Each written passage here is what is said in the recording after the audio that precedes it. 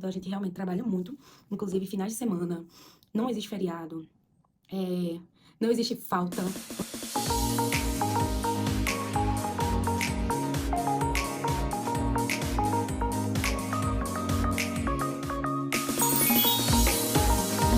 Oi, bem-vinda a mais um vídeo do meu canal. Eu sou a Eduarda e estou no 10º período de medicina. Hoje eu decidi trazer o tema como é a rotina do estudante de medicina no Brasil, porque eu percebo que é um tema muito recorrente, é uma dúvida muito recorrente entre os estudantes, os pré-vestibulandos. E sinceramente era uma dúvida minha. Quem gosta muito de medicina, quem quer medicina, tem muita curiosidade sobre a rotina do estudante de medicina. E por isso eu separei 5 pontos que eu acho mais válidos de ressaltar para quem se questiona de como é a vida de estudante de medicina. Será que é plantão toda hora? Será que é aula toda hora? É estudo toda hora? Será que sai, tem vida, tem amigo, tem família? Como é a vida do estudante de medicina? O primeiro ponto que eu decidi trazer foi sobre a diferença de teórica e prática. Bom, quando a gente entra no curso, muitas vezes a gente entra com a cabeça que vai entrar direto já praticando, já tendo contato com o paciente, com o hospital, com o estágio, com tudo. Mas não, como eu já falei em outro vídeo aqui do canal, isso não é uma realidade, infelizmente, porque todos nós entramos muito empolgados para ter essas vivências. Mas os 2 primeiros anos, como eu também já falei aqui no canal, a medicina ela é dividida em ciclos. Então tem o ciclo básico, o ciclo clínico e o internato. Nos primeiros 2 anos, que é o ciclo básico, a gente não tem prática, a gente não tem, assim, prática que eu digo no sentido de contato com o paciente, com a medicina propriamente dita, sabe? A gente tem ali prática em laboratório, aula de anatomia, tal. Mas a prática mesmo de pôr a mão na massa, de atender, de consultar, nos 2 primeiros anos a gente não tem. E se a gente parar pra pensar, é lógico, né? Porque o que a gente sabe nos primeiros 2 anos do curso? Como que a gente vai conseguir atender um paciente nos primeiros 2 anos? Mas com o passar do tempo, isso muda. Os primeiros 2 anos, só teoria, bem dizer. Aí nos outros 2 anos, que é o ciclo clínico, a gente começa a estudar essas especialidades, a gente começa a ver a medicina mais propriamente dita, sabe? Porque antes é só o básico, que é importante. Mas quando a gente chega nas clínicas, a gente começa a estudar cardiologia, neurologia, pneumologia, psiquiatria, enfim. A gente começa a estudar as especialidades e as doenças em si, tratamento, o quadro clínico do paciente, enfim. Ver a medicina de verdade, a gente dá um respiro, porque quando chega no 3º ano ali, que é quando começa o ciclo clínico, eu acho que se tivesse mais um ano de ciclo básico, ninguém aguentava. Porque a gente já tá esgotado de ver coisas nada a ver, que não era o que a gente queria ver quando a gente pensou em medicina. Então, nessa segunda fase aí da medicina, a gente já tem mais contato com o paciente, com as práticas, a gente começa a alternar. A gente começa a ir para hospital, para clínicas, para UBS, enfim. A gente começa aí nesse ciclo alternar, teórica com prática. Então, às vezes, tipo, tinha um período que pela manhã a gente tinha aula na faculdade, em sala de aula, né?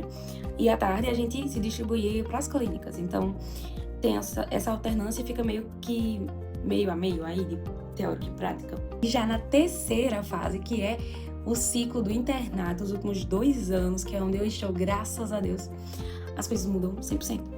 Porque não vai ter mais aula. Raramente a gente vai na faculdade. Raramente. Tipo, a gente vai para fazer uma prova. Ou então, no meu caso, eu vou muito porque eu gosto de estudar na biblioteca da faculdade. Mas, para assistir aula mesmo, no internato, as práticas, elas são todo o horário. Não fica alternando. A gente não tem mais aula, a gente só tem estágios. Então, a gente vai para o hospital, a gente vai para a clínica, a gente atende paciente, a gente trabalha muito. No internato, a gente realmente trabalha muito. Inclusive, finais de semana, não existe feriado. Não existe falta, porque a gente pode faltar, né? Quando tá na faculdade, quando tá na aula, em aulas, nos outros 2 ciclos. Mas no internato não pode faltar, a não ser que você coloque atestado. Porém, mesmo com atestado, depois, quando você ficar bem do problema que você está tendo, você tem que repor aquela falta. Isso é inegociável. Aqueles dias que você tem que estar, você tem que estar, você tem que cumprir. Então, normalmente as pessoas vão doentes mesmo, porque o período de folga já é pouco. Nossas férias não dão nenhum mês de férias. E nas férias ter que repor é meio puxado. Então, a gente prefere aproveitar as férias mesmo. E tem gente que vai doente, tem gente que vai um pouco antes e toma um sorinho ali antes para conseguir lidar com o resto. Realmente, o internato é um período muito puxado. Dependendo do rodízio, a gente tem que acordar muito cedo. E tem especialidades que são mais puxadas, tem especialidades que são mais tranquilas. Então, por exemplo, cirurgia, eu já paguei, foi a minha primeira especialidade, meu primeiro rodízio, e era muito puxado. Então, às vezes a gente tirava enfermaria durante a semana e a gente tinha que chegar no hospital antes das 5 da manhã, só não tinha nem nascido ainda.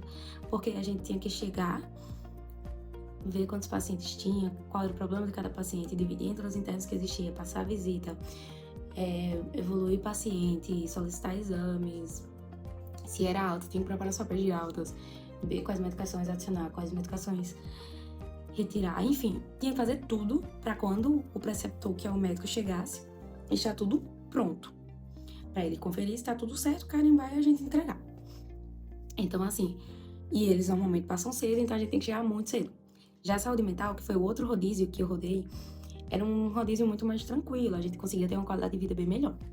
Cada rodízio vai ter sua característica, seu estilo, e mesmo assim, não é porque é corrida que não é bom, eu me apaixonei pelo rodízio de cirurgia, como eu também me apaixonei pelo rodízio de saúde mental.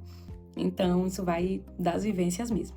E um ponto que eu acho bem importante é que a gente não tem no internato uma rotina fixa. Então, assim, nos outros ciclos, no início do semestre, a gente recebia o nosso horário, e aqueles horários não mudavam. Durante a semana era aqueles horários bem certinho. No internato, na maioria das vezes, não tem isso. Então, no rodízio de cirurgia, ano de pediatria, que é o que eu vou entrar agora, a gente recebe o horário da semana no domingo anterior. E aí, passa aquela semana com aquele horário, mas você não sabe o horário da sua próxima semana. Então, para se programar para alguma coisa, para agendar alguma coisa, você não tem como fazer isso, porque você não sabe qual horário você vai ser escalado, o que é que você vai fazer naquela outra semana, porque a faculdade literalmente vai estar responsável ali pela sua rotina da semana e você não tem muito o que fazer quanto a isso, não. É aceitar e seguir o baile. Terceiro ponto, vida social. Dá pra ter vida social na medicina? Cara, dá. Não só dá, como deve ter vida social na medicina. O curso já é um curso muito puxado. Então, se a gente não tem uma vida social, a gente adoece. E não adianta a gente adoecer para cuidar da saúde do outro. É necessário ter uma vida social. Porém, tem o porém, né? E eu faço uma analogia que é mais ou menos como uma dieta.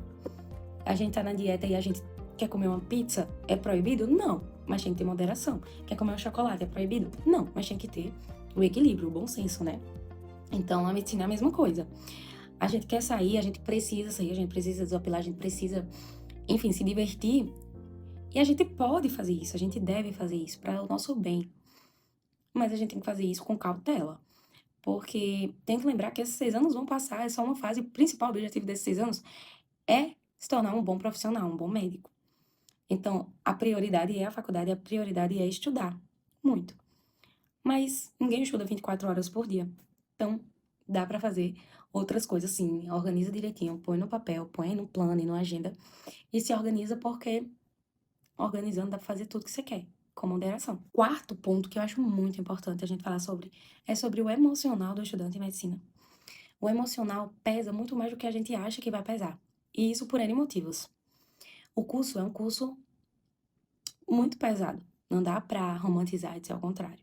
É um curso muito pesado, é um curso de muita pressão. É um curso onde existe muita competitividade, infelizmente, entre os próprios alunos, que não era necessário, porque a gente não tá ali numa competição. Mas existe, vocês vão ver. É um curso que existe muita soberba, muito ego inflado, infelizmente, por parte dos próprios alunos e também dos preceptores. Claro que é que eu não estou generalizando, mas tem muito professor, muito médico, que esquece que um dia já foi estudante, já esteve ali no nosso lugar e não nos trata com muita empatia. Então, assim, é um curso que ele é muito desgastante, sabe? É um curso que você vai aprender, que você vai amadurecer muito e aprender muito sobre a vida. A gente vai ter muito exemplo do que sei e do que não sei, do que não seguir. É importante que a gente fique atento quando esses exemplos surgirem, pra gente não seguir aquilo que a gente tanto odiou, aquilo que tanto machucou, sabe? É muito importante estar ligado no que aparece na medicina, no que aparece na nossa frente como exemplo. E entender que pode ser um exemplo negativo e um exemplo positivo. Além disso, é um curso que, como eu já falei, a gente pode ter vida social, mas com moderação. Para quem tem uma vida mais agitada, uma vida social mais badalada, vai sentir, sabe, essa quebra. É um curso que muitas vezes a gente vai estar longe dos nossos familiares.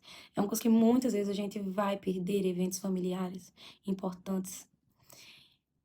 É um curso que não dá muito tempo parar para se lamentar, para chorar, para pensar em desistir. Não dá muito tempo, não. A gente chora um pouquinho, se deu mal numa prova, chora um pouquinho, que no outro dia tem outra. Talvez até no mesmo dia tenha outra. E você tem que continuar estudando, tem que continuar forte. Então, enfim, por vários aspectos, o emocional pega. Quando a gente entra no internato, o aumento exponencial da nossa responsabilidade pesa sobre as nossas costas de maneira surreal. Quando a gente se vê responsável diretamente por um paciente, quando a falta de uma pergunta nossa, porque os médicos confiam muito na gente, seja por realmente confiança, seja por estar mais confortável ali, confiar que você fez o certo, mas os médicos confiam muito na gente. Então, às vezes, uma pergunta que você não faz, uma informação que você não coleta, vai mudar ali a conduta que vai ser feita para aquele paciente. Pode não ser feita a conduta adequada por um erro seu. Então, assim, a responsabilidade de estar responsável por outra vida começa a pesar já de então. Quando você se vê incapaz, quando você vê que suas limitações não te permitem ajudar outra pessoa, sendo que você sabe o que fazer para ajudar, mas você não pode, isso pesa muito, muito, muito, muito, muito. Então, assim, para entrar na medicina, é necessário cuidar bem da sua saúde mental. Se possível, é necessário ter um acompanhamento psicológico. Estudantes de medicina e médicos, eles estão nos grupos de riscos para, então, assim, para problemas mentais bem graves. Porque não dá para fugir, que é um curso extremamente desgastante. É uma profissão desgastante, difícil. Mas não estou aqui para demonizar o curso que eu tanto amo. Apesar de toda a dificuldade, apesar de todas as desvantagens, eu acho que não existe no mundo, pelo menos para mim, um curso mais lindo, mais prazeroso, mais encantador, mais apaixonante do que a medicina. Você poder, por mais que você tenha limitações, você poder ajudar o outro de alguma forma, de algum jeito que só você pode fazer, isso é muito gratificante. E isso aí não tem preço, não tem desgaste, não tem prova ruim, não tem noite mal dormida que não compense, porque é muito bom. Não tem humilhação que você tenha passado com qualquer preceptor que não compense. É muito bom ver que você pode fazer a diferença na vida do outro. Isso me leva para o meu quinto ponto, o vínculo com o paciente. Muitas pessoas ficam na dúvida se já é possível ter vínculo com o paciente ainda sendo estudante de medicina. E, minha gente, principalmente no internato, vocês vão perceber que é totalmente possível. A gente tem muito mais contato com os pacientes do que os próprios médicos. Porque a gente, como eu já disse, a gente chega antes deles, a gente conversa com o paciente, a gente... Enfim, quando os médicos chegam é mais passagem de casa, é uma coisa mais, sabe, prática, tipo chegar e falar tudo que a gente coletou antes. Mas para fazer essa coleta é a gente que conversa com o paciente. E não é um papel escrito que a gente vai batendo as perguntas. Não, é uma conversa, é olho no olho, é brincadeira, é entrar no mundo do paciente. Se o paciente entender se o paciente está entendendo alguns termos, se não, é catar na mente outros termos, é entrar no mundo do paciente e, e construir uma relação mesmo com o paciente. Sem construir um vínculo, uma relação, dificilmente seu atendimento vai ser bom, pelo menos na minha opinião. E eu já tive experiências maravilhosas com pacientes que, meu Deus, me apeguei. Tem deles que me seguem no Instagram, que eu sigo de volta. Tem fotos junto, tem família que pede pra bater foto, tem paciente que chamou pra comer na casa dele, no sítio dele. Meu Deus, tem muita história. E é maravilhoso. E é nesse momento, é cada momentozinho desse pequenininho que você ali pensa tudo, desde o básico até o internato, valeu a pena, porque eu não poderia estar em outro lugar senão agora sendo convidada para almoçar no sítio desse paciente. Tipo, não tem preço, não tem convite para almoçar em restaurante caro que pague, sabe? É algo assim que eu não vou conseguir transmitir em um vídeo de YouTube. Não dá, porque transcende. Então, se é o que você ama, só faça. Lute quantos anos você tiver que lutar. Cada um de nós já tem uma história muito bem escrita, então, se tá no seu coração, é porque já é seu. Só precisa do tempo para chegar até você. Não desistam. Lutem muito, porque a sensação de estar aqui é indescritível. Bom, espero que vocês tenham gostado. Um beijo e até a próxima.